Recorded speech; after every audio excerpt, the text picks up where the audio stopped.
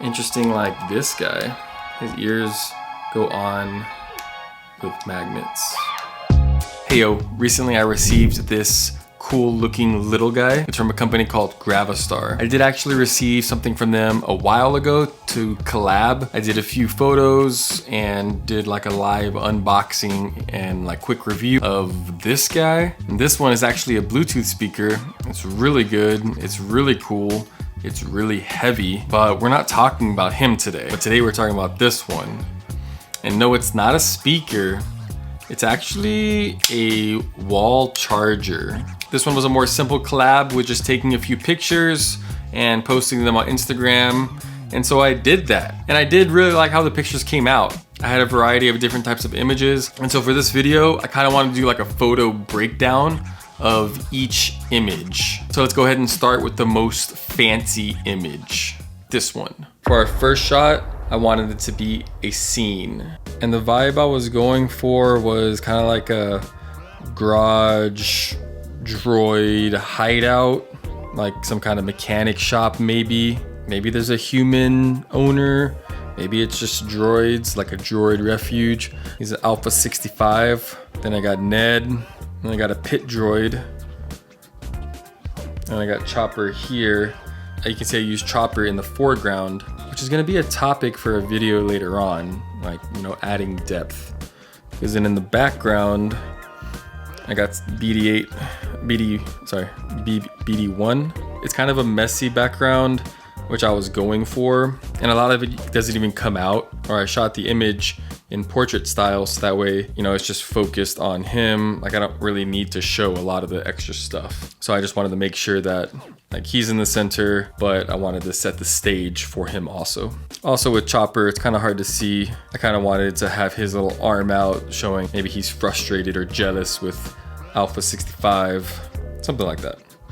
So also with his charger, it has 3 ports on it. Two of them are the USB-Cs, and then one of them is the USB-A. Just as like a fun product to use, I decided to give Ned the 2 different wires that can go inside of Alpha 65. But this is only a wall charger. Like it would have been cool if it was like an external battery too, like that would have been cool, but it's just a wall charger.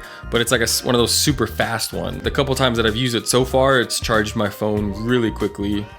I haven't plugged my iPad into it yet. This was pretty much like the scene. It's not anything like too crazy. And by the way, this diorama floor and wall, they were pieces I already had, but I kind of modified them a little bit, more so with the paint on that one. And then on this one, I did carve the lines in to make the tiles. And then I did carve this circle. And I just kind of put a random design, which I'm pretty proud of. And I have the pit droid over here working on the side. The last piece that I'm gonna add is this battery LED light. So I've used these a few times before. That's it, you know, that's the light. It's a tiny battery. I bought these on Amazon for a pack of, I don't know, like 50, and it was pretty cheap. And so all I did with this was like, I didn't care that I damaged my wall. I just pushed it in, like punctured it. And so our last pieces are gonna be the lighting. So I use this Ulanzi lights with an orange. I've been liking using the orange as like a background light, even in my videos. And so kind of giving some extra texture boosts over here. For my main light, I actually had it on my arm up here, and I had that shining this way right here. I kind of messed with his eyes a little bit, and then I messed with Ned's eyes, lighting and color adjustments in Photoshop. And that's how we got the image. Moving on to our second shot, the product photo.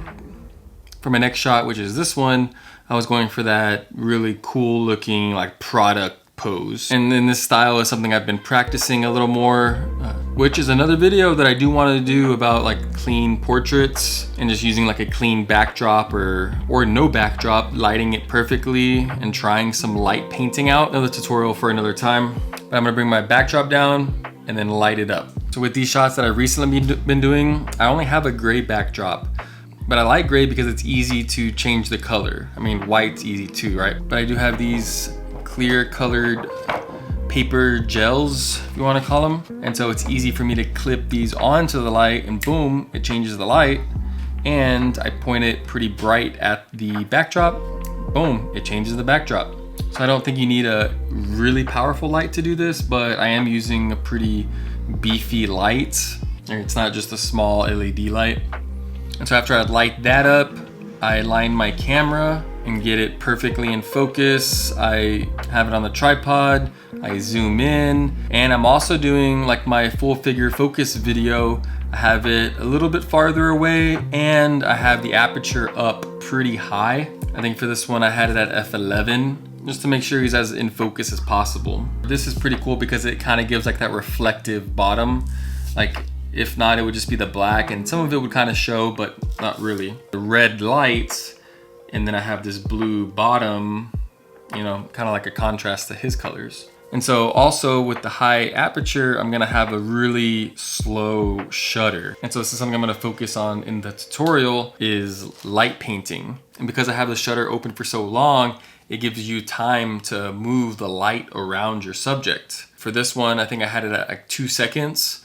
And so I click the shutter and then it opens. And then, so I start here, so I click it, opens, and then as it's open, I move it, and then I close, and then it closes, right? So that was a long exposure. I mean, not super long, because I know, you know, some people can go up to like 14 seconds. Whatever the light hits is gonna light up. The slow shutter also helps illuminate that backdrop. And so I do try it a few times before getting it right, because like sometimes you might leave some dark spots in your image, and so you really want to focus to make sure that, especially for this product that I want to show off, you want it to all come out. You don't really want it to have deep shadows that kind of hide the logo or something like that. Like you want it to come out. So, you know, you might have to do it a few times, a few light passes, a few open shutters, and then find the path that works. Usually I like to go from side to kind of around to the other side. So that's our second shot. So let's go to our final position, the practical shot. So for the last one, we're actually going to plug it in. And so this is probably where it will stay most of the time anyway. And it just so happens to be a good spot. Because also if it's on the wall, you know, it's gonna be like that. So it's gonna be looking up, or he's gonna be looking down. I think my first idea might have involved that, but I didn't really like it. I wanted him to be upright. This is a good spot, and like I said, I'll probably use it here the most of the time anyway. So you plug him in, and so he does have little lights that come on. Looks really cool. This tree wasn't there, which I might keep it there now, but I just wanted to add it to the shot. One, give it some texture and some color, and two, just because it looks cool. It looks better with the tree than without. And then the last piece that I added, just this orange light, the same one I used for our first shot, and I kind of put it to the side over here. And then I just added that there to once again add some color and just make it a little more interesting and lively and cool. So let me know if you found this interesting, and I'll catch you in the next one. Create and inspire.